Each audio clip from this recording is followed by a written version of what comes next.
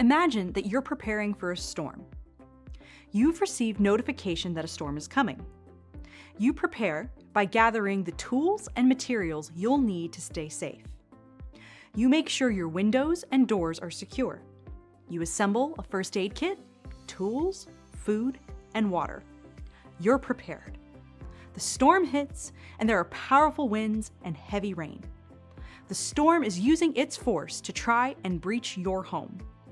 You notice some water leaks and begin patching them quickly in order to minimize any risk or potential damage. Handling a security incident is no different. Organizations must prepare for the storm by ensuring they have the tools to mitigate and quickly respond to outside threats. The objective is to minimize risk and potential damage. As a security analyst, you'll work to protect your organization and the people it serves from a variety of risks and outside threats. And if a threat does get through, you and your team will provide a solution to remedy the situation. To help you better understand what this means, we'll define security and discuss the roles of security professionals in organizations. Let's start with some definitions. Cybersecurity, or security, is the practice of ensuring confidentiality, integrity, and availability of information by protecting networks, devices, people, and data from unauthorized access or criminal exploitation. For example, requiring complex passwords to access sites and services improves confidentiality by making it much more difficult for a threat actor to compromise them.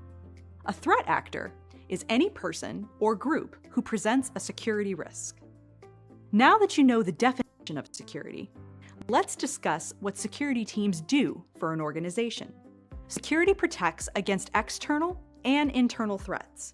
An external threat is someone outside of the organization trying to gain access to private information, networks, or devices. An internal threat comes from current or former employees, external vendors, or trusted partners. Often these internal threats are accidental, such as an employee clicking on a compromised link in an email. Other times, the internal actor intentionally engages in activities such as unauthorized data access or abusing systems for personal use. Experienced security professionals will help organizations mitigate or reduce the impact of threats like these. Security teams also ensure an organization meets regulatory compliance, or laws and guidelines, that require the implementation of specific security standards. Ensuring that organizations are in compliance may allow them to avoid fines and audits, while also upholding their ethical obligation to protect users. Security teams also maintain and improve business productivity. By establishing a plan for business continuity, security teams allow people to do their jobs, even in the case of something like a data breach. Being security conscious can also reduce expenses associated with risk, such as recovering from data loss or operational downtime, and potentially avoiding fines. The last benefit of security that we'll discuss is maintaining brand trust. If services or customer data are compromised, this can lower trust in the organization, damage the brand, and hurt the business in the long term. Loss of customer trust may also lead to less revenue for the business. Now, let's go over some common security-based roles.